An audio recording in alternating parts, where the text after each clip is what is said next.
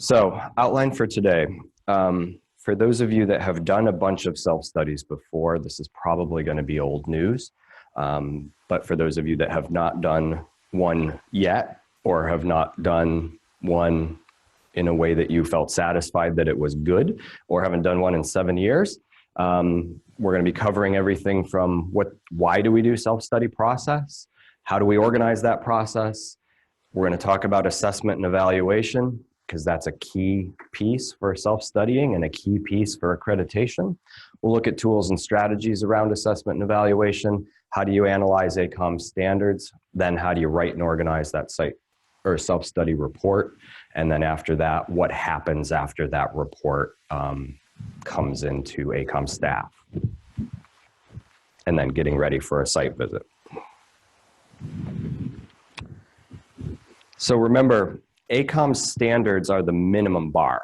We set the low end of making sure that a program is providing solid education for training students and meeting its own mission and purpose and goals. But it's not the ceiling. It's not the absolute best. You are looking to meet that minimum, definitely meet that minimum bar.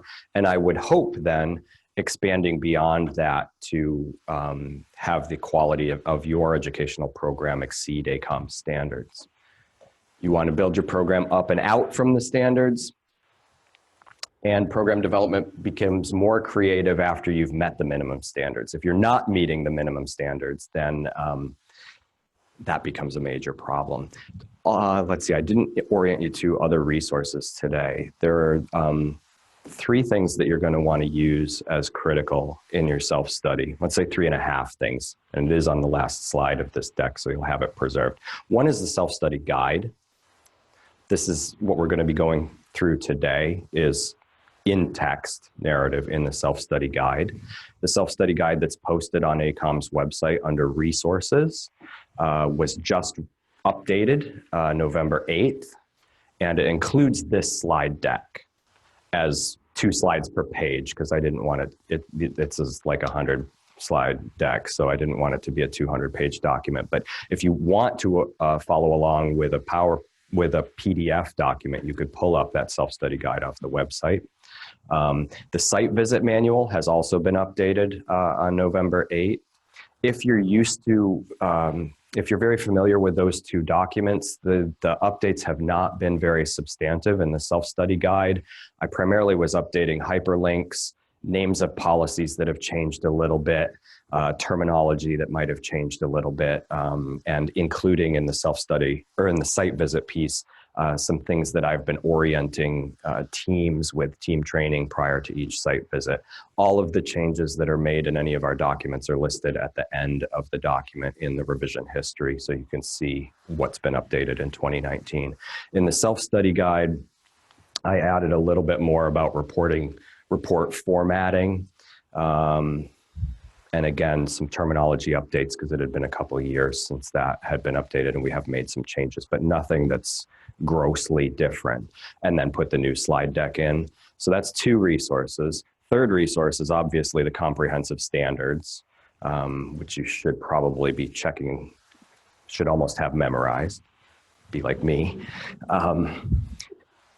Those typically are going to be updated biannually. So you would want to be keeping an eye on changes coming out of a February meeting that would typically become posted in the March range, and then coming out of an August meeting where you would be posting in September. Again, there's a comprehensive, so this one you don't have to go to each individual standard or criterion. There's a comprehensive revision history table that shows you what changes have been adopted over time. So we're trying to help it be user-friendly to keep up with the changes that happen, because we had been kind of on change hyperspeed for a little while there. It's tapering down now, but trying to make sure that it's easily trackable from a reader out there, that you can find out what's been happening. So that's 3 resources. The half resource is me. I don't want to be your primary resource, because I don't want you calling me every day. But if you encounter challenges or questions or concerns after working through those 3 resources, then I'm the primary staff person to start with, to see if I can help guide you in answering questions or point you at one of our other staff.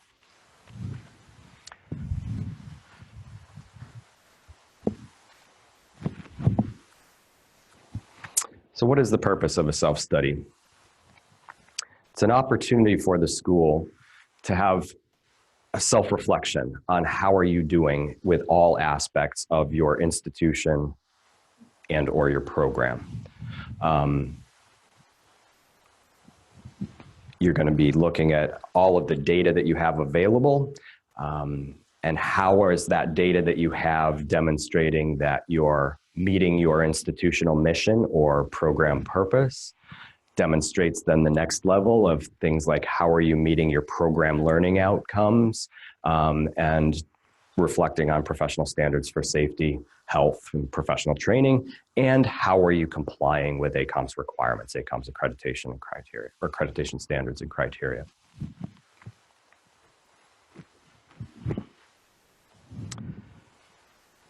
It's basically your college's or your program's strategic plan. And if you do a strategic planning process, you may want to think about how do you tie that in together with your self-study process, because it's best for this type of self-study, general process to be happening in perpetuity, always going on, but just sort of ramping up every 6 years or so, because then you have to actually formalize it and memorialize it in a written report. Make sure that you're not doing it with the self-study by one person, unless your whole institutional infrastructure is only one person. Chris? Where's the mic? You are for all of us here, right back there to Chris's point. But I want to make sure we capture it. I think this is relevant for all of you that have done self-studies maybe 6 years ago and are doing one now for a site visit for reaccreditation. Please be aware that the 10 standards aren't just a consolidation of the 14 that you wrote to 7 years ago. They are not. They are substantially revised. You really need to read them carefully, and if you're digging up your old self-study to see what it said and move forward from there, do not do that. Yeah, not a good idea to copy and paste from the old self-study because there have been changes. Saying never done by one person, because sometimes institutions think it's best to hire a consultant to come in and essentially write or draft the self-study. And what I really don't want to hear from teams is that during their interview process of looking at data and talking to individuals on the floor at the school, that it didn't appear that anybody knew anything about the self-study process or the self-study report or any of the goals that they had. Because yes, you could hire someone like me to come in and write you a bulletproof self-study, but that does not mean you're going to then be able to provide examples that self-study was part of a genuine process to your peer reviewers when they come on site. It requires involvement from all of your stakeholders, all of your communities of interest. So it's not just at your high level of administration or program level of program direction. You want to include, obviously, your faculty and your staff, but then even more obviously, it has to include your students. And it has to be, you have to have clear documentation of how you've pulled input from those different bodies. And sometimes that student input is a bit of a weak link. And so that's one emphasis in that area is encouraged. And it provides data and analysis of your institution in relation to ACAOM standards. So you're going to be looking at the standards. There's only 10 of them now. So we can say, gosh, there's a whole lot less to do with than there was with the 14. But that's probably not accurate. So you're going to be looking at what's working and what needs improvement. And we'll touch on that a few times. If you say in all 10 standards, we're compliant, nothing further need to be done here, you haven't really done a very good self-study. And that raises red flags, I think, for the peer review process. If you have not been able to self-identify anything that you could do better, I have yet to see a program out there that's perfect. So when you do identify areas of improvement, you're going to look at what what could we fix immediately, or what do we absolutely need to fix immediately, and what could wait a little bit longer, and what's sort of a pie in the sky hopeful fix, or a fix that would be great, but we need to do some additional fundraising or resource development to make that possible. So you have short term that got to get done now, long term have to get done, but we can't do them immediately, and then really should be done, but we don't have the resources available at this time to do them.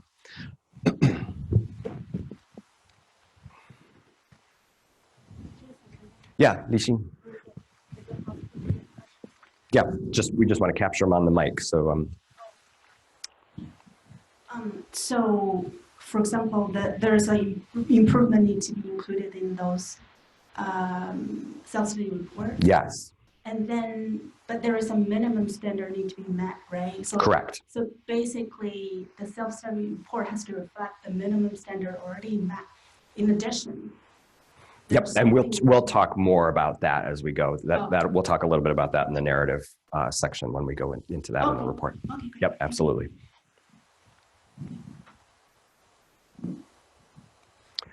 So your self-study content ultimately is going to give you a roadmap for strengthening and improving your program for growth and development. And then remember that I mentioned the communities of interest that had to be involved with faculty, staff, students, alumni, but you also have to make sure that you're engaging your board of directors, your governing board, and it has to be ratified by the governing board before it's submitted to ACAOM.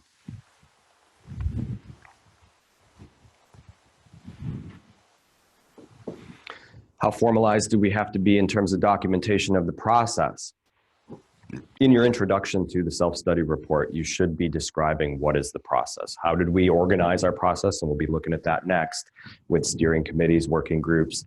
You should be laying out who was involved in those working groups or that steering committee with specific names and titles, because that's going to inform the peer reviewers when they come in on site to know who are the people that would be the best people to ask questions about clinical training or about assessment and evaluation, who took responsibility and accountability for reporting on those, typically are usually good places to start in the interview process for the team to validate compliance.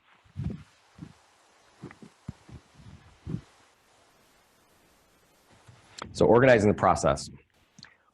What not to do. We'd say you're probably somewhere in the normal activities resume section, operating with a false sense of security, and then probably, depending on where you are in the cycle right now, somewhere near the sudden institutional panic, and then heading into your frenzy self-study activities. Then you submit the self-study. Your CEO gets an expensive new hairdo. The site visit team arrives. We generate the site visit report. You give us an indignant formal institutional response. You get a decision from the commission, and then you stop and just go back to normal action and pick it up again in another 5 years. So let's hope that's not the case scenario for your institution. Organizing the process. It's really important for the leadership to take leadership in this process. Effective leadership is critical to making sure that you have a well-organized and a well-documented process. And you're going to hear a lot from me about documentation today, because remember, if you don't write it down and you don't capture and memorialize that activity or decision-making process, it didn't happen. We can't just have the, we have an open door policy and all the input can come in a very informal fashion. That's hard for site visitors to validate that that's truly happening. So it is in your best interest to do as much solid documentation of all of your types of self-study, self-evaluation, assessment processes. Should be organizing a steering committee, because we don't want just one person at the helm. It's best to have a group of people at the helm to help organize the process and oversee and review input as it's coming in from smaller groups. Now, I recognize that that's a challenge when you have a small administrative structure and you may not have that many people. So that's relative. If it's a very large institution, that steering committee might be 5 people. If it's a very small institution, it may only be 2 or 3. But it's best to make sure that it's more than one person. You're going to then establish work groups, and obviously with very small administrative structure, you're going to have overlap of some people who have to operate under several working groups. Totally recognize that. You don't have to hire new staff just to go through a self-study process. That's actually kind of defeats the purpose, because you're supposed to be demonstrating how everything works with the current resources that you have available. So the work groups are going to be looking at what questions do we have to ask, how do we get data to answer that question, and are there gaps in our data? How would we generate new data to support that inquiry? And you want to make sure, again, that you're making sure that all of the relevant constituencies are involved in some steps of the process. So when you establish your steering committee, then you identify your current groups of constituencies. Students or a student government association, larger institutions may have some formal student government association or student council. Recognize that many of our institutions do not, and that's okay, but you do still have students. And so you need to organize a way to get input from them, which is sometimes hard to do, right? Surveys may not be the best instrument because not everybody responds to surveys, and we'll talk a little bit more about more effective ways to get input from your students. You're going to need to get it from faculty. Again, some institutions have organized a faculty governance structure, like a faculty senate, but many institutions have not. But I would posit that you do have faculty, and you do have to find a way to organize them to get their input in the process as well. You probably have some level of curriculum groups, curriculum committees that are working on stuff, or somebody that's overseeing how well is the curriculum organized, what improvements need to be made. And then if you're already to the point of probably maybe not your first self-study, which used to be called an eligibility report, but if you're certainly in a second self-study process, you have graduates of the program that you would want to engage, because you are responsible for evaluating graduate success. And then think about what else would you want to look at. Clinic is a good choice. Learning Resource Center or library is a good choice. And evaluating internal policies and procedures.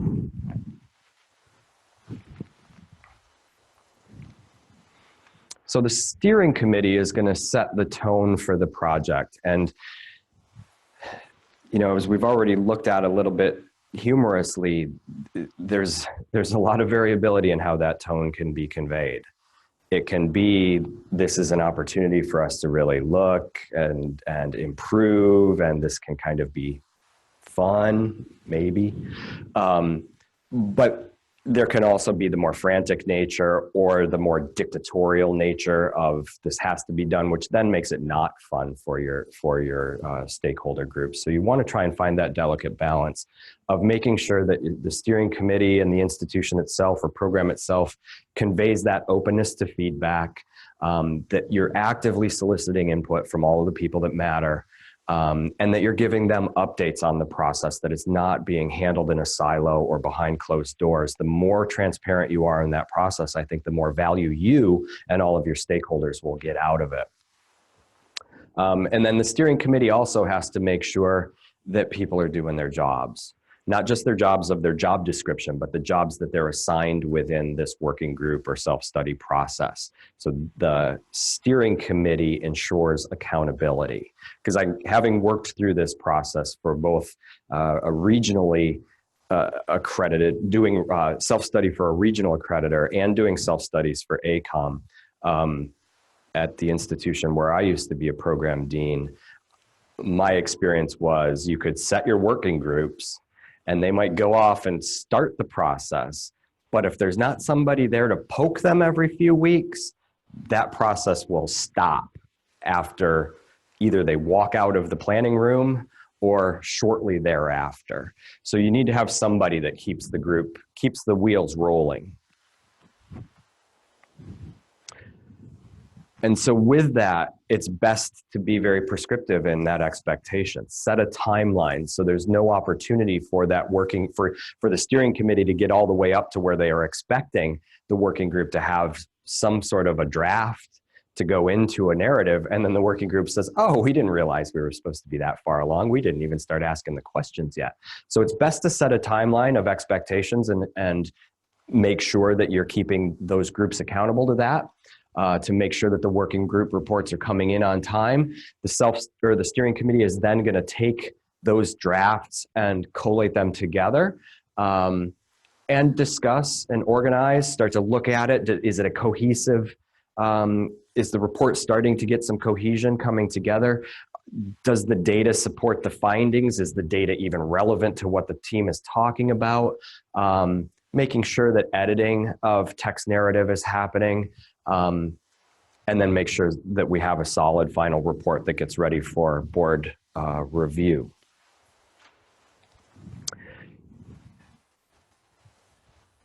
Self-study process, and this should be, I think, further defined. The self-study process to create a self-study report should take a minimum of 12 to 18 months. But as we've already talked about, this self-evaluation and assessment should be ongoing.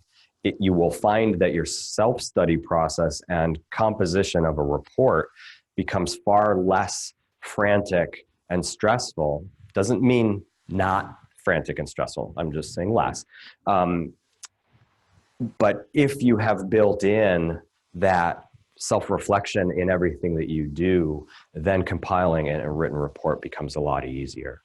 That 12 to 18 months is set up because it takes a while to look at what data do you currently have, what sort of questions do we want to ask. With those questions, comparing the questions to the data, do we have data that supports answering that question, or do we need to generate new data? Then once you figure that out, then looking at what you've got and analyzing what is the answer to our question, putting that in writing, and then making sure that you've got your governing board involved with, at the very least, the last step. So it's best to prepare a calendar and a timeline for completing each phase. You know, what's the timeline for developing the questions that we want to ask? What's the timeline for identifying the data? What's the timeline for analyzing the data and or filling data gaps? What's the timeline for writing up first drafts, second drafts? When do we want to have approval from the board? So it's best to look at what's our submission deadline to ACAOM? What's the board meeting structure in terms of their agendas and their timeline of when they meet? So when can that go? And then trickle your timeline back from there. And that's where you really need to start, again, to be transparent so all your stakeholders know what's going on and when they have to have deliverables ready to turn in.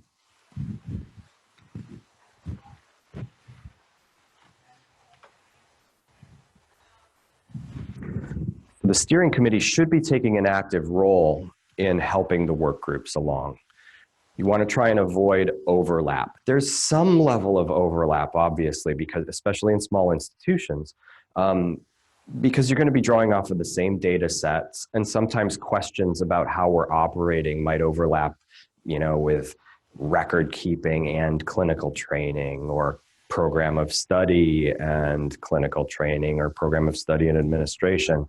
But you want to try and minimize the redundancy of efforts so that you don't have two working groups working on the same set of questions, because that is just a waste of somebody's effort. Each working group is going to coordinate with the steering committee around their findings, and then they provide the analysis for the steering committee to review. So, steps. Establish your steering committee, identify your working groups. Within that, define your inquiry, and that's kind of a key part. We're going to look at some common questions, but the place to find an abundance of possible questions is the site visit manual. About page 60 something of the site visit manual they're organized by titles of standards. They're not broken down by criterion, but there's a plethora of questions there that are just sort of things to consider. You don't want to answer all of those questions, because if you're doing that, your self-study would literally be thousands and thousands of pages. But you want to look at either, have we self-identified weaknesses that we need to make sure that we strengthen, or do we have strong desires for program improvement in one direction or another, or do we have no idea if this is working well or not. So you're looking through those questions and maybe cherry picking a few that seem particularly relevant, modifying them to make sure they fit with your individual situation. From there, you're going to look at what are our questions, what data sets would help support that.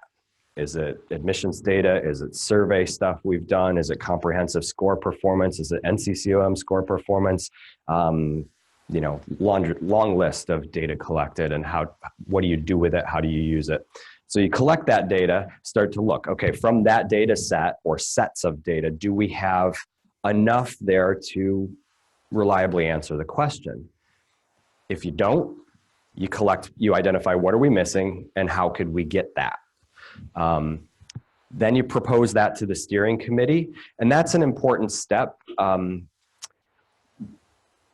because what should happen in that phase is the steering committee should be gathering stuff from the working groups and seeing how much can be harmonized into one data gathering effort. Because if you have 10 different 10 different working groups that are looking at how are we filling a gap, and then they each want to send out you know, 100 question survey to your faculty and to your students, you're going to get survey fatigue and you're going to get less reliable data coming back from your group. So the steering committee should take what does everybody hope they can get, what's realistic for us to gather, and how can we harmonize that into one tool so that we don't completely bombard our stakeholders and beat them down with asking too many questions, or not killed your person who's in charge of assessment or the steering committee group with having to gather that data all by themselves. Once you gather all that data, then the teams are going to start, the working groups are going to start to review it, take a look, and say, okay, how can we use that data to answer our question? And then they start to write some narrative. Typically, it's best to have that drafting be reviewed by your stakeholder groups. So you'll start with an initial draft that would go to the steering committee to make sure they say, okay, it's good enough. Then you send it out to your other stakeholders, your faculty, staff, administrators, maybe your board if they're engaged at this level, students maybe, alumni perhaps if it's relevant to them. The reality of that, at least from my personal experience, is you put it in as part of the process. What you get back is probably dependent on how many people really are engaged in the process. So if you've done the work ahead of time to make sure that your school has this instilled in them as a value-added product or process for overall operation, you might get substantial input. My experience was you get one or two people that are hyper engaged with reading things like this and providing input, and the rest of the people say, yeah, I received it, but I didn't do much with it.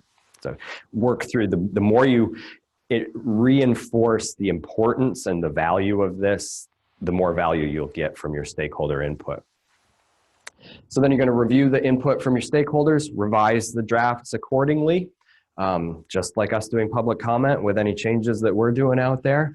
Then it comes back to the steering committee to align those sections, compile it all into one report.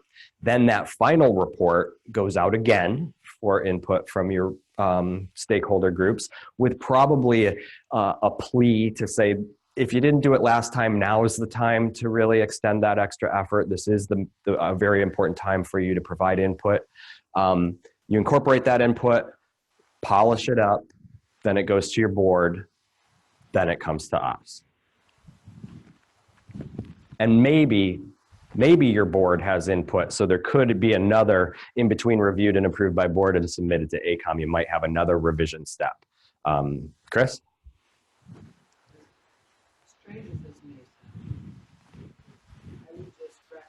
But Carl's coming. When you send things out by email to all of your faculty, staff, admin, students, good luck, because people aren't even opening their email. I understand. One thing I found that worked really well is I printed out the entire self-study, and then I took the sections and handed them out to the people that was their key thing. Mm-hmm. And I told them that I had to have it back with markup, and then I would go back into the report itself on the computer. And it kind of doesn't let you have a wiggle room to say, well, I'll get around to it. Because you say, I will be back to collect this. Absolutely. You know, other strategies, depending on how much time you have available, is, you know, with faculty, it can be as part of an organized faculty meeting. So you're not just giving it to them in their little email box and expecting them to spend their own time to do it. You can force them to a meeting and throw some stuff up on the screen and talk through it. You can do focus groups with students. You know, you'll do stuff like that to gather data, but you could also incorporate that face-to-face, especially in small institutions. You can incorporate that face-to-face process in your revision process too.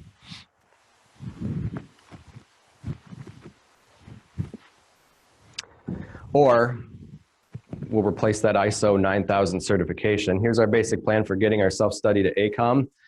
Each of you will create an insanely boring, poorly written document. I'll combine it into one big hawk and binder. I'll send copies to all department heads for comment, and they will treat it like a dead raccoon and route it to the first passerby.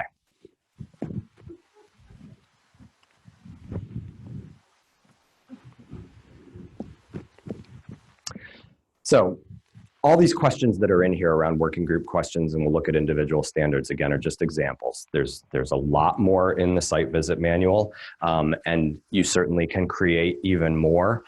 You can even find more available on other accreditor websites. I know when I was working through our regional accreditor self-study process, their self-study guide gave us a laundry list of questions to consider. So if you wanted to surf around the internet and look at what does WASC have, what does Middle States have, you might find even more.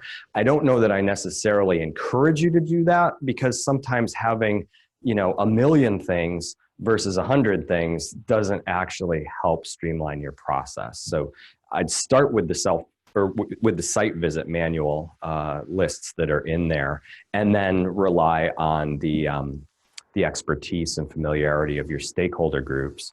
And if you still feel like you can't find questions that are worth asking, you could look and see what others have. Do we comply? Is a pretty important area of focus. Is there data to demonstrate compliance, and what challenges are we having? We've talked about this. What data do you need to understand it? Is it, if there's a problem, is it a quick fix or a long-term fix? And does that impact our compliance with other areas of the standards and criteria?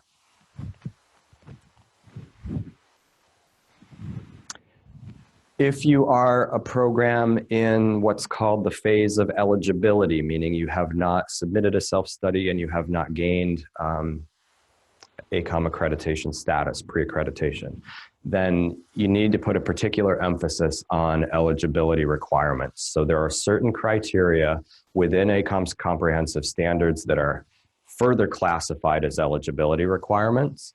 And you want to make sure that you give an extra effort to those, because those all have to be met as compliant in order to receive pre-accreditation. So there's an extra emphasis for programs that are doing their first self-study on making sure that you're getting all of those clearly demonstrated. Doesn't mean that should encourage you to neglect the others, but those are worth giving an extra priority of consideration.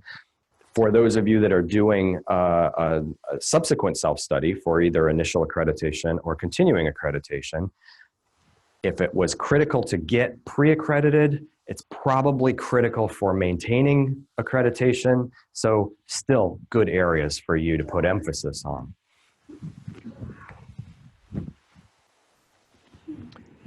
Programs that are in pre-accreditation and then stepping up to initial accreditation are going to want to reflect back on what did you learn in your initial site visit report from the first peer review when you were considered for pre-accreditation, because there were likely areas determined non-compliant and areas determined as further development. You will have done some reporting to ACAOM in the meantime, but those are going to be areas you want to also make sure that you've been able to demonstrate what sort of effort have we done. So, and that applies then to somebody that's going with continuing accreditation. If you had outstanding non-compliances, even though those non-compliances from that last review have now been cleared, because you went through your monitoring or progress reporting and the commission reviewed it and it was cleared, it's good to be able to demonstrate that the process that you went through for that has stabilized that area and improved that area. Because I will say that having looked historically through some program reviews, assessment is a common area of noncompliance. And I've seen programs where, we get a 2017 review, there were noncompliances in assessment, and then they do progress report 1, progress report 2, sometimes progress report 3, and it gets cleared.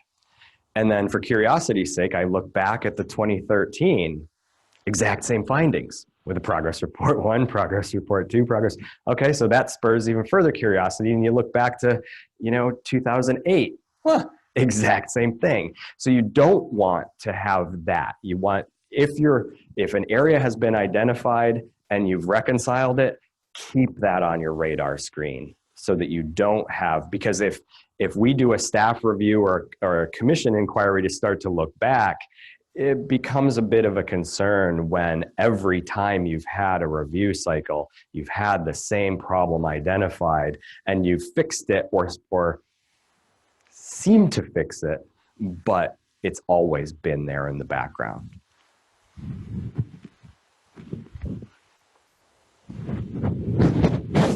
Oops, sorry. Policies and procedures. Review of your policies and procedures is a critical part to your self-study process. You want to make sure, first, do you have any policies and procedures? Are they current?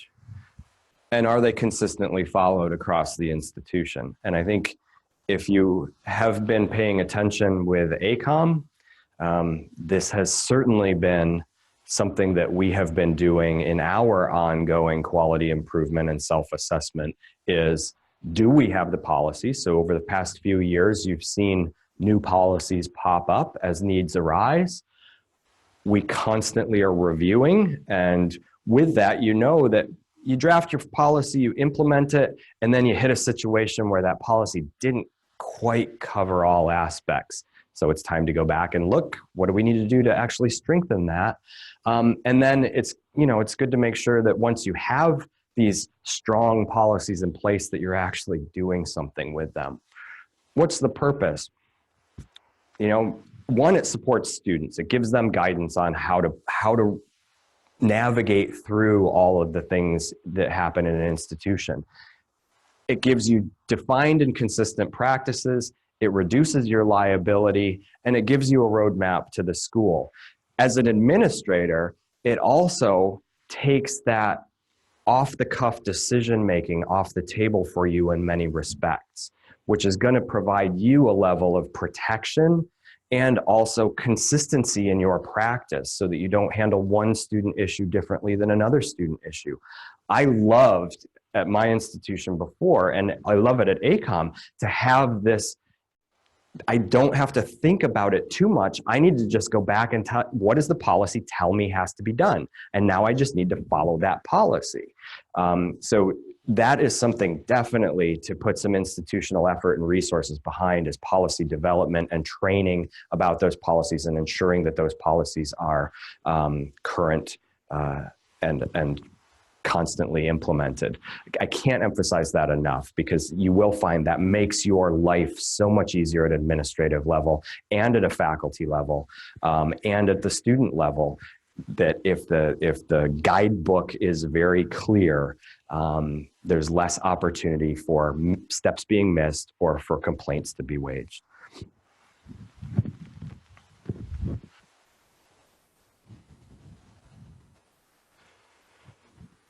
So, work group is going to look at your strengths and challenges in their particular area, including any relevant policies and procedures. They're going to collect that data and identify the data gaps. What more do they need to do? And they're going to get a list of supporting documents and supporting data sets. They're going to work with the steering committee on data issues and how do we get that other department to pull us the data that we need in a useful fashion. Which sometimes, depending on your institutional structure, you may actually need the steering committee to be taking some of that initiative, because the admissions department may not want to pull you this long comprehensive set of admissions data based on a request from a faculty member that's on the admissions working group. It may need to come a little more top down in that request. figures out what your realistic changes are, short and long term, and then writes up the draft report and submits it to the steering committee. The final work product ensures that inquiry and assessment across the ACAOM standards has involved the appropriate people. And we already talked about that. You want to make sure that you can demonstrate. There are several criteria under ACAOM standards that talk about, does this engage the stakeholders? And that is a common area of non-compliance with governance, program review. Those are the big ones, I think. Making sure that you're getting input. So you're getting input from these stakeholders in this little process of developing this report. But you also want to make sure that you're getting that input from students to the one area where I see it missing the most is input to the governing board. Doesn't mean you have to have a student rep on the governing board, attending the meetings or being involved. That may not be appropriate in most contexts. But you should have an avenue for student input to be gathered and presented to the board for consideration on a regular basis, because they are a very important community of interest for you. If you don't have students, you probably don't, you could still have a school, but I'm not sure what you do with it. So making sure that you involve all key constituencies, both in this process, but also in the places where ACAOM standards require that you're able to demonstrate that. Does the work product define our strengths? Because you do want to be able to kind of toot your horn, like we think we're doing this well. But remember, in the narrative, it's more than just saying we are compliant with this standard. You have to be able to provide some rationale of how did you determine that compliance. Define areas needing improvement. Say what policies and procedures were reviewed or updated as part of the process. Realistic changes proposed, and then the final report summarizes all of the above. The realistic changes is also pretty key. When we had to do one for middle states for regional accreditation, they would hold you accountable for all of those like areas you said all those improvements you said you wanted to make. If they came in and you didn't make them by the time you were ready to do the site visit, that was a problem. So you had to be very pragmatic in deciding what are our areas of improvement that we want to implement. Because when you're defining that as a self-identified area and a plan, I can guarantee you that the site visit team is going to come in about 9 months after you've submitted that report and say, what have you done about this? What things have you implemented? Have changes been made? Are the action steps in motion? And it doesn't look that great to say we've self-identified a plan, but we never put it in place, and here we sit. That I can guarantee that's probably going to result in at least a further development finding, but potentially even a non-compliant finding. So you want to be transparent in identifying your issues, but also realistic in identifying your solutions.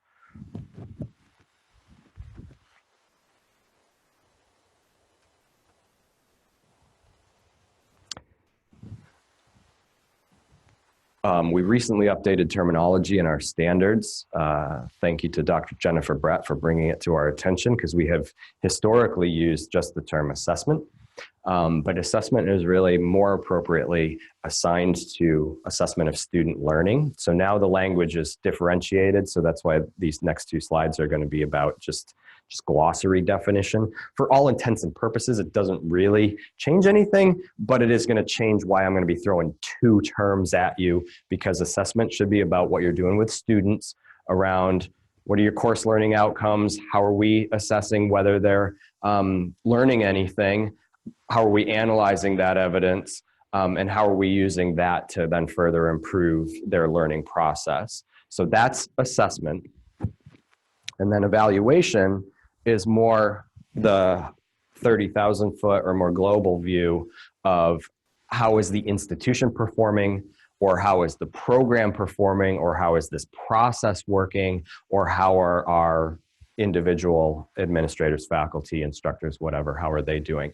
So evaluation for institutions and programs demonstrates that you're meeting your institutional mission or your program purpose statement, your goals, and your program learning outcomes.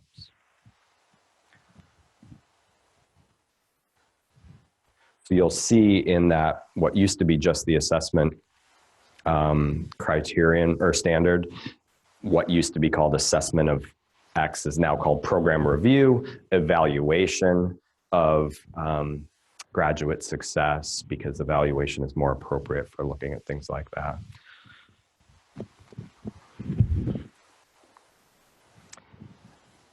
If you think it's just ACAOM that considers assessment and evaluation fairly important, that's wrong.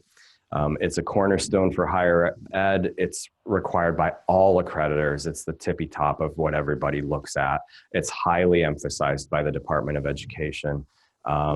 So you're not the only ones required to be accountable for assessment and evaluation.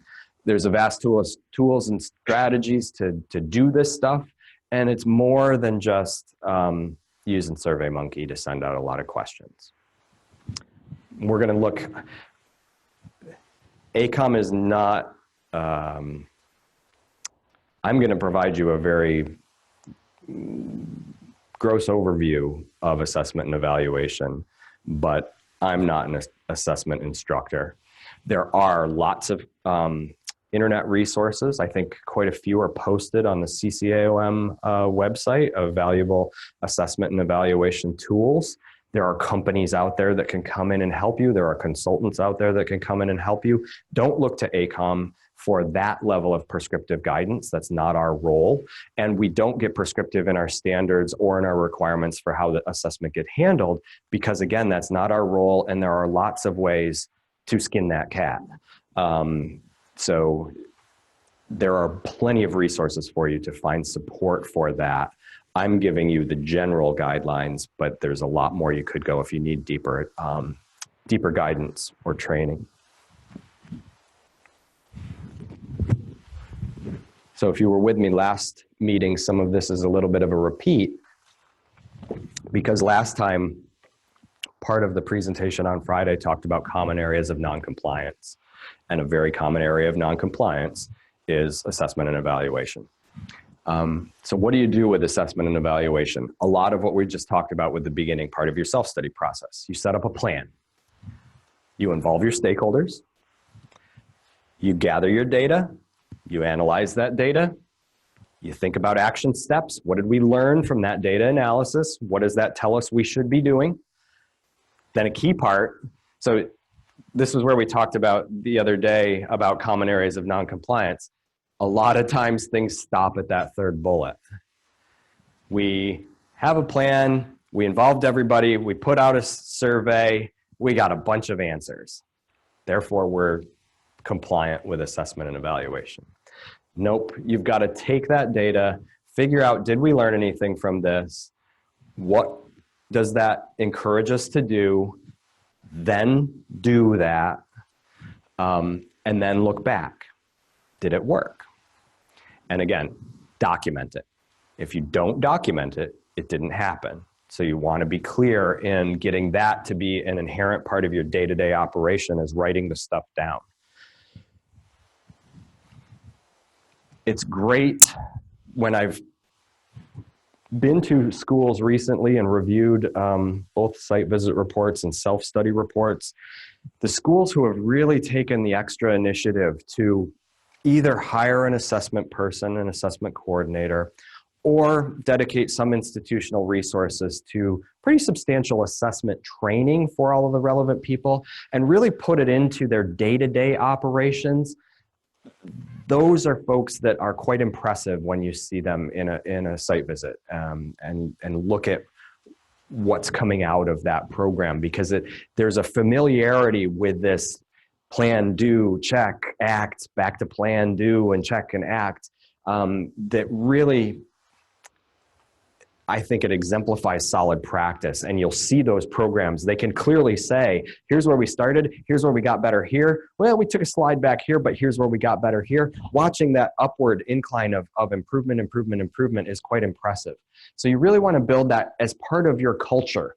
and get that culture to be one of trust so that you don't have resistance from your stakeholders of either fear of being assessed or resistance to doing it or resistance to any sort of change. And that may be a challenge for institutions that have been in operation for quite some time, with faculty members that have been as a part of that operation for quite some time, because I know that when you have both that institutional inertia and or compiled together with faculty inertia, this becomes a huge stressor. But if you build it in, and maybe build it in slowly, and build it in with a lot of transparent discussion for those stakeholders, you're gonna get a lot more out of it. You really wanna promote that intellectual curiosity. Make it part of your overall mission to be thoughtful about how can we continue to make this even better at every level. You know, you really want to be proud of that final deliverable product of your self-study report, and even more proud when you've got the site visit team on site to be able to show off all the work that you've done and how that's resulted in ongoing program improvement for you over years. So you make sure that you've got assessment and evaluation embedded in all your operations, and that when you determine new initiatives or action steps, that there's a level of strategy for how that's going to be implemented, a timeline for how it's going to happen, and who's accountable for making sure that happens. And make sure that your accreditation activities are not in a silo.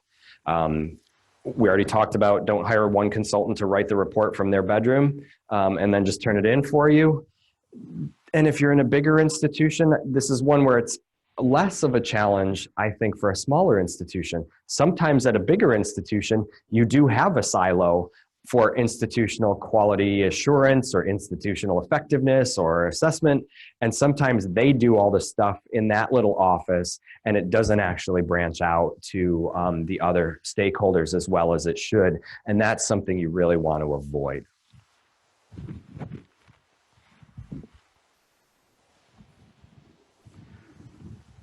So with assessment and evaluation, you can start with piles of data that you've already got, right? You're going to have data about admissions. How many people asked about us? How many people followed up? How many people, completed the application? How many people did we admit? That data can be very useful. Response to marketing initiatives. Are you doing stuff with social media marketing? Are you doing other internet activities? Have you done community health fairs? What sort of outcomes did you get from any of those initiatives? How are patient numbers in clinic? And it's a good idea if you can get, especially if you're doing like a DAOM program, being able to see if you can mine some of that data, not just volume of patients, but are we getting the patients with the appropriate clinical conditions to support the clinical specialty that we say we're focusing on with our training? Is the library, typically librarians are kind of data hounds too. They like to keep track of how many people are coming in and out, how many books we've got. So you might have already piles of library usage, or librarians that would love to gather you piles of stuff. And you're going to have stuff on student academic progress, your SAP progress, and how are students progressing through the program? Where are their hurdles? Are there consistent hurdles from many of our students? So what do we get from that data? What more is needed? How does this inform our program development? Good places that you might want to start. These aren't prescriptive, these are just examples. But how are we doing on our comprehensive exams or state licensing exams or national certification exams? Are they going up? Are they going down? Why are they changing? Is it our fault? Is it the NCCAOM's fault? Is it a combination of both? Why are less of our students using the library? Is it because our library is inaccessible? Is it because our library doesn't have any resources that the students need? Is it because the millennial generation just doesn't go in a library anymore? All good questions to think about. Why has there been an enrollment decrease? Is it us? Is it our program? Is it our cost? Is it our admissions department and their initiatives? Are they getting the word out? Is it our competitor across the street? Is it a gross trend across the nation? All good questions to start to think about to influence decisions at that level. Patient numbers we just talked about. And So I kind of wanted to give examples, like the first 3 are, crap, why did our exam scores go down? Nobody's using our library that we spent so much time and money to do. Why are our enrollment numbers going down? Well, the next one is sort of like, oh, let's look at what we do in the clinic. Is that good? I didn't want to say, why are our patient numbers down? Why aren't we getting this? And then the last one is, okay, why does the second year seem so nice and happy about everything? Because you will get occasionally that flux, right? You'll have one cohort, you always teach the same thing in the third semester, and you'll have one semester where that cohort is just furious. Like they hate everything that's going on and they're not performing well. And then you'll have another subsequent cohort that'll come through and they're just saying this program is the best in the world and they're exceeding all your performance thresholds. So it's good to look not just at all your problem areas, but wow, something happened in that group. What did we do? Let's try and capture that and perpetuate that influence. Maybe it was a change in who's teaching a course. Maybe it was a change in how courses were organized or sequenced throughout the week. Sometimes it's just because they're a nicer group. I've encountered that class personality. Like they can have the same areas of program challenges all the way through, and one group will be just a bunch of stuff, and the other one, will be happy no matter what you throw at them. But good to ask those questions too. Other things to think about, like retention and your student services. If you're getting students in, like admissions and enrollment management is doing their job, but then you're having that disgruntled student or student departure, what are we missing? Do we not have enough of a sufficient support system for them? Are we not catering to appropriate areas of need, whether it's an ethnic population or disability accommodation? I think maybe that's the next slide. Are we not helping people that are moving into the area and landing here from outside enough? You want to start to inquire, are our students, once we get them as a captive audience into our school, are they getting the support services that they require to be both satisfied, ideally even happy, but there's a difference there. But can they succeed in our program? Are we giving them enough support for program success besides just teaching them the classes? And it's a good idea not just to do that from your silo at an administrative level, but to ask for student input. Are you getting what you need? And if you're not, what more could we offer?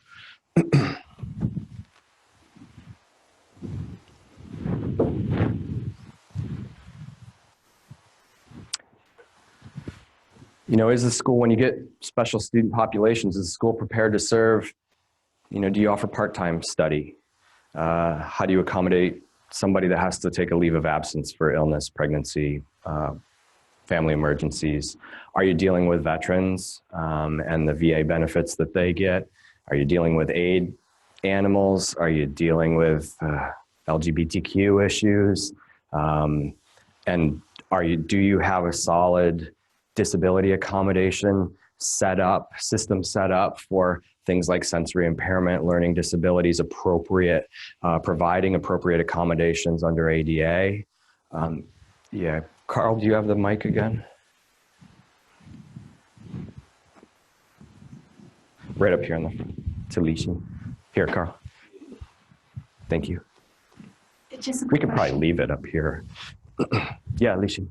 Yeah, for eligibility, like pre-accreditation, like are those, policy and procedure include all those items? Those aren't defined requirements, and if you're not set up for dealing with veterans benefits, then that wouldn't apply. But what you would want to make sure is that if there is the request, that you have the institutional structure to be able to address that. And disability accommodation is a big one, because that is one where disabilities may not be identified at the time that you admit a student, and you need to be prepared if that arises to have a process for evaluating and figuring out what sort of accommodations would be required. And do you have the resources then to implement those accommodations so that you are able to comply with providing the students the appropriate learning still resources? Required to include all of them, like in the description of our policies, procedures? I mean, because that is a very generic question with kind of an all type of, intent, I would say no, because there's nothing that's all of everything. But I think we can talk a little bit more detail about institutional development for a brand new school like yours for how that would work. Okay, great, thank you. I will say, if you're going to dedicate, if you're looking at policy development, disability accommodation is certainly a good one to put some emphasis on. Having been in a program level administrator, that is one where, one, you want to make sure you're supporting the student appropriately, that you're getting them what they need to succeed. But two, that you also have policies that comply with the Disabilities Act, because there is sometimes the sense from a student that they should get anything they want, not anything that they require.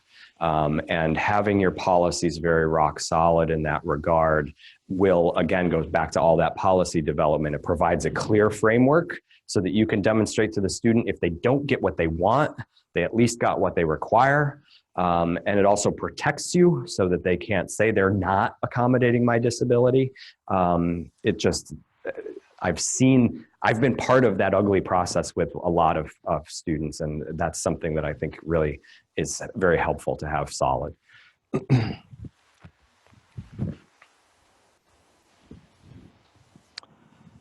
A lot of this is repeated over and over again. So current assessment and evaluation, where do we have holes in the data?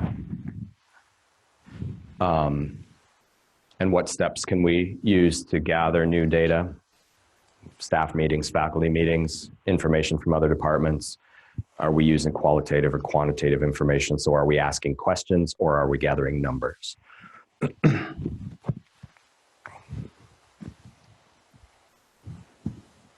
So just examples, most of us informally evaluate an act on a regular basis. We look at, we need new software, we need an electronic health record system, we need a new database, we want to incorporate Populi or something like that. Patients say our MOXA or our clinic smells like smoke, or we've got people who have had reactions to the smoke, or if you have the joy of having your clinic inherent within a building, especially a building in a multidisciplinary institution that's not full of acupuncture folks, figuring out how can we deal with the other folks that don't like the MOXA smell, or literally can't tolerate the MOXA smell. How are we investigating and responding to student complaints? We always look at your pass rates on comprehensive exams and certification exams. With your evaluation, your accountability is key. Who monitors and coordinates activities? Who's responsible? And make sure that you're training that person well. Make sure that you're not just giving some poor sap the assessment coordinator title and then throwing them to the wolves. You want to make sure that they're well informed on how they're supposed to be doing things, and that they are given the authority to help enforce that accountability. Because if they're not given the authority, or nobody else is oriented to the importance of that accountability in the assessment and evaluation, then nobody else is going to pay attention to that person trying to keep those people under them accountable. You formalize all these activities into your self-study process and your ongoing day-to-day operations, and then you write it down. You document what you've done, you document clear faculty meeting minutes, you document clear minutes from student focus groups, you document clearly plans for assessment, timelines, all of that type of stuff.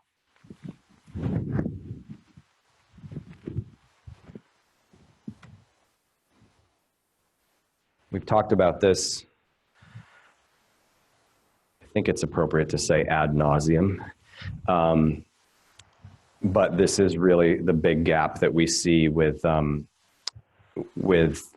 assessment and evaluation when site visits and full comprehensive reviews come up, is closing that loop. So it's often overlooked and contributes to the perception of an ineffective process. If a program or an institution can't demonstrate that you've gone all the way around this cycle, then the peer reviewer is going to come in and say, this cycle's not really working.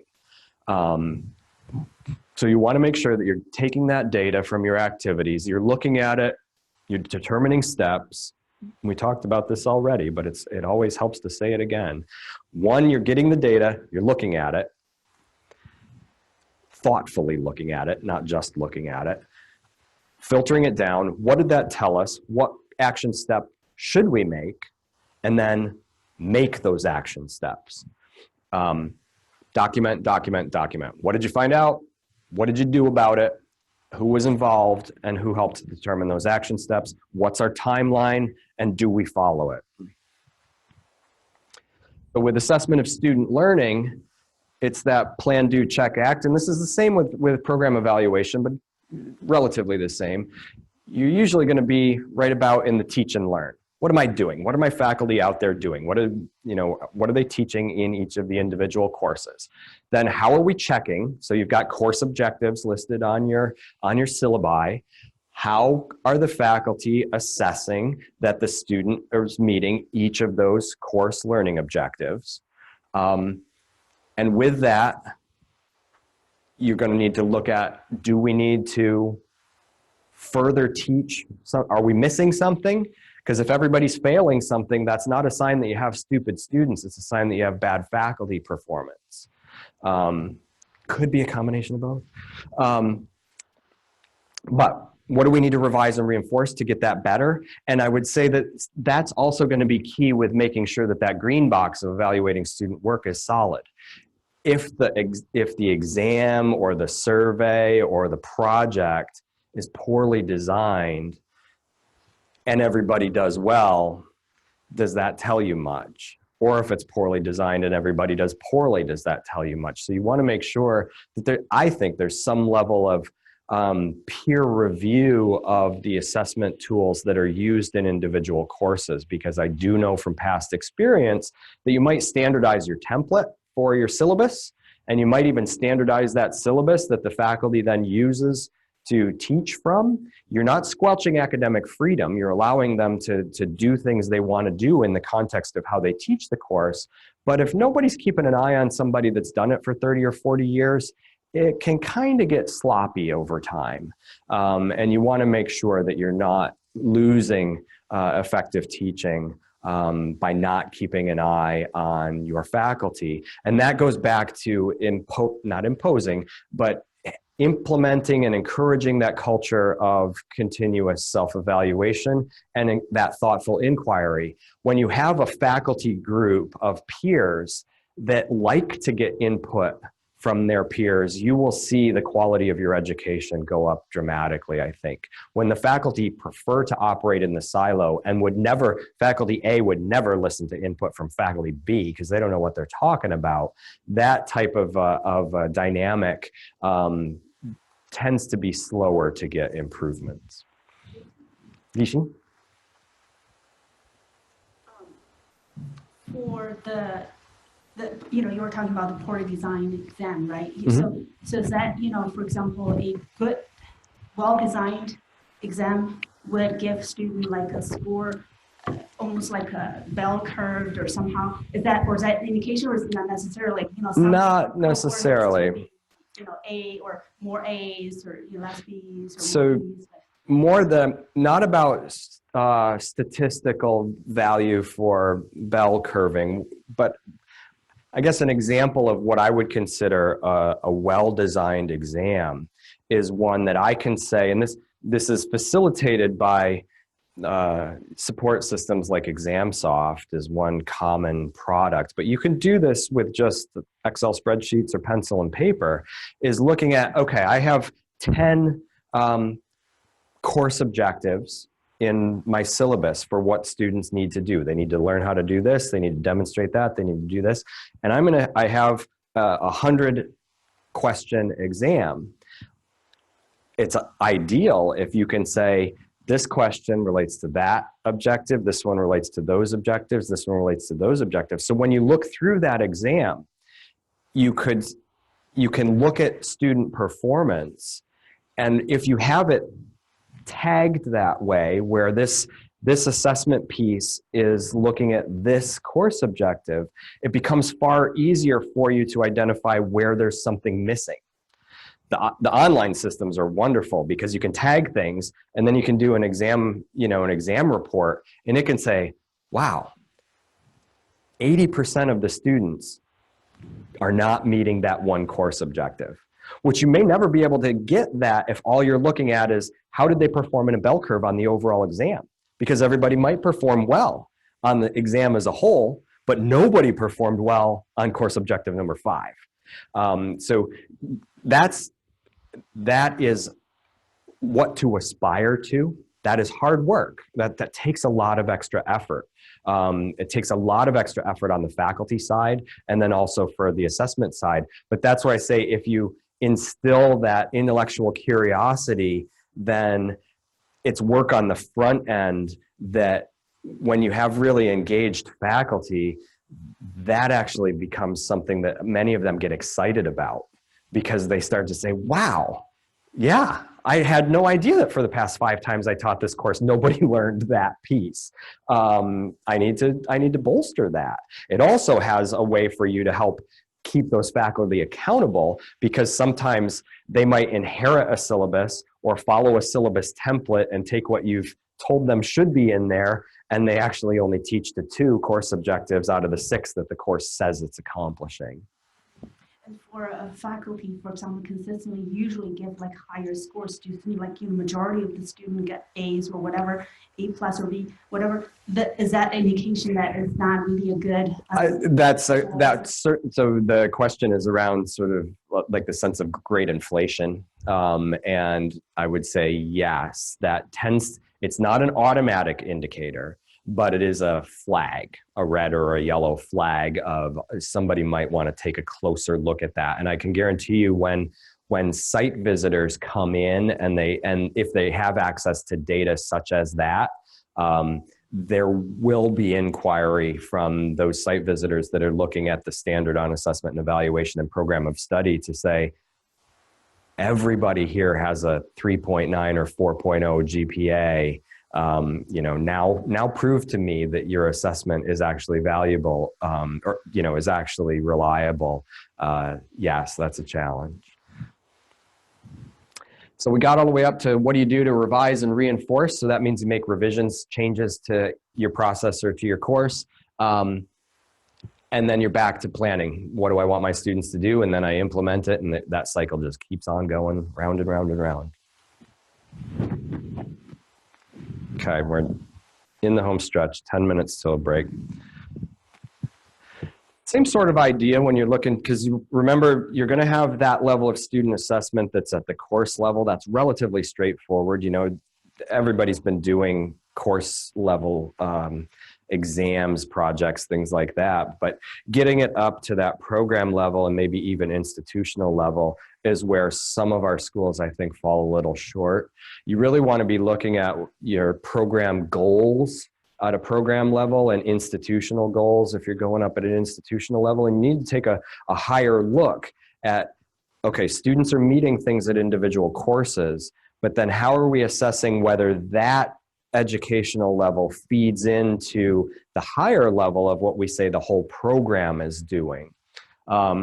So question would be in that gray triangle, are the students achieving the learning outcomes at acceptable levels? So that you're looking at the courses, how does that feed in? We have an assessment that's then looking at a more programmatic level to a program outcome. Is that working?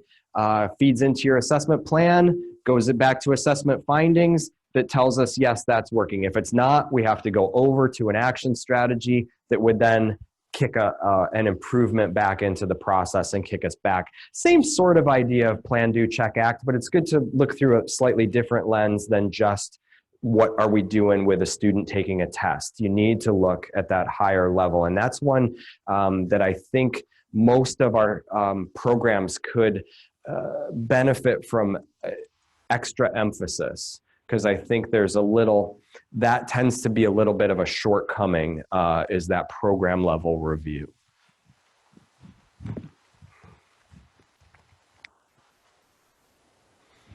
You want to think about your logic model. What results do you want to achieve? You've got your outputs. That's your direct evidence of what you've done. Your outcomes are your desired results.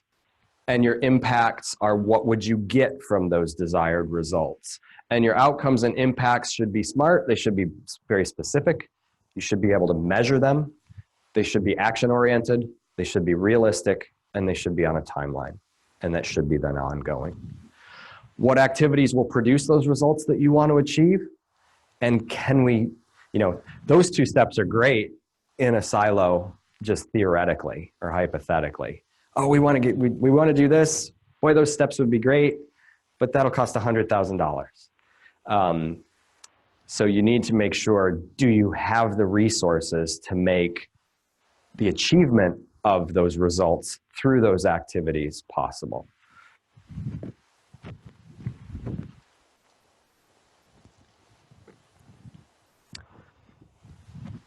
Real simple example for folks on just in closing the loop. You've got an intern cohort that really sucks at meridian points. Like they just, either in clinic or in lab, they're just not very good at that point location. And that hasn't been the case for you with past cohorts. So what do? You start to ask questions. Well, you're going to want to talk with the faculty that are involved with the relevant courses. And I would pose that should certainly be your point location faculty, and ideally even your anatomy faculty.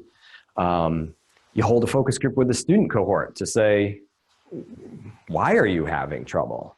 You review the class exam scores and the student evaluations of course instruction, and you look at the curriculum. And so you could learn things from that. Maybe anatomy and point location are poorly sequenced, so that students in point location are expected to find points in relation to anatomical landmarks that they haven't been taught in anatomy yet.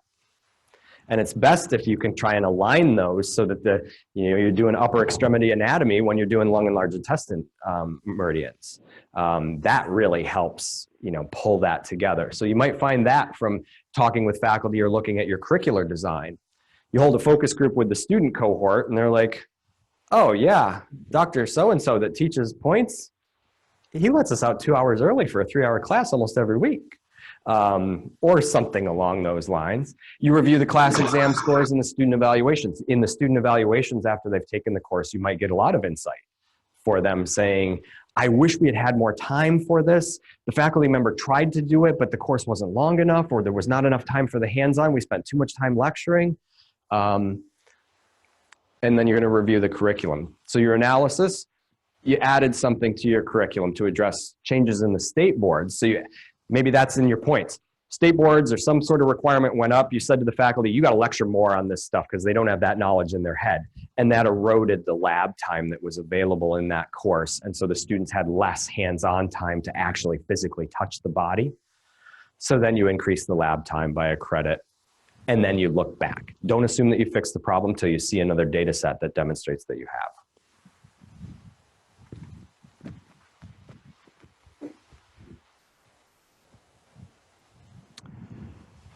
Every school needs to have institutional evaluation in place. If you're at a small school, that probably will tightly tie with everything you're doing at a program level. If you're at a large school, you want to make sure a large multidisciplinary school, you want to make sure that that institutional evaluation has some level of influence or at least cooperation, if not collaboration, with your program level. Because sometimes institutional operates in a very solid silo and doesn't necessarily provide much influence and support for program level. You need your identified staff. One, you need to identify staff. Two, you need to train those staff, and then reinforce that those staff that their authority means something to the other people that they're trying to help along with the process. You want that single point person or entity, meaning you either have an assessment point person or you have an assessment office that's helping to manage and coordinate all these evaluation, and that you're regularly operating, that office doesn't just suddenly pop into existence every 6 years to drive your self-study.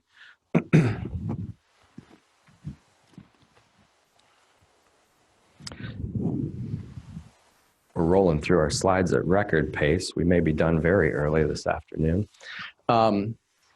Benchmarks. This is a challenging one, but and I don't have a lot of guidance for you to develop these, but I think you need to figure this out on your own. This comes up with things like score performance on exams. If you establish numerical goals that you say determine success with an objective, like we want students to do 70% of such and such, and that says we're doing it well, you want to be able to provide a rationale for how did you set that 70%. It's not just, well, 70% is better than 50 and it's less than 100, so that's good enough. You want to be thinking about what does that data mean? Is there value to that data? Is it realistic? And how are we setting that threshold for what we say constitutes good versus constitute needs improvement versus constitutes train wreck? So it's useful for evaluating your mission and your purpose statements, your learning outcomes, or other types of action statements. You'll generate some quantitative or numerical data for evaluation, but documenting that benchmark. I've seen that come up in a few site visits, and I actually feel like I have not seen it regularly documented by institutions. So it's a suggestion as someone who's read in the past few years every site visit report and every self-study report that comes through. It would be good to formalize how you determine those benchmarks. And I think there's an example here. Yeah, like here's a common one. We say percent of our grads that go out and get licensed. Our benchmark is 70% and we've got 91. But the team's gonna say, what made you say 70% was a good? Why isn't it 90%?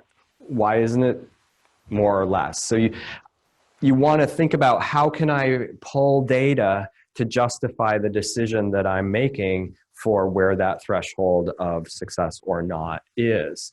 So further examples like percent of licensed grads with practices, percent of grads reporting working full-time. You really might want to look at, sometimes you can look at data sets, and especially with small institutions with small alumni pools, you can really start to dig down and do personal outreach to students to get a sense of what tends to be realistic for us over time. Because sometimes you'll have a clear constituency of all your cohorts that say, I don't ever want to practice full-time. I've got a partner that gets me benefits and has a salary in their job, and I love acupuncture, but I also have my children or my art studio or whatever else. And I went to school, but I only want to practice 2 days a week. I don't ever want to practice 5 days a week. So looking at your data sets to say, maybe that helps you set. We analyze data of our alumni through personal outreach over the past 10 years, and we looked at, here were sort of our numbers, and here's where we think is good enough, and here's where we would like to say would be even better. So that type of data gathering, assessment, and rationale is something you want to think about with your benchmarks for success.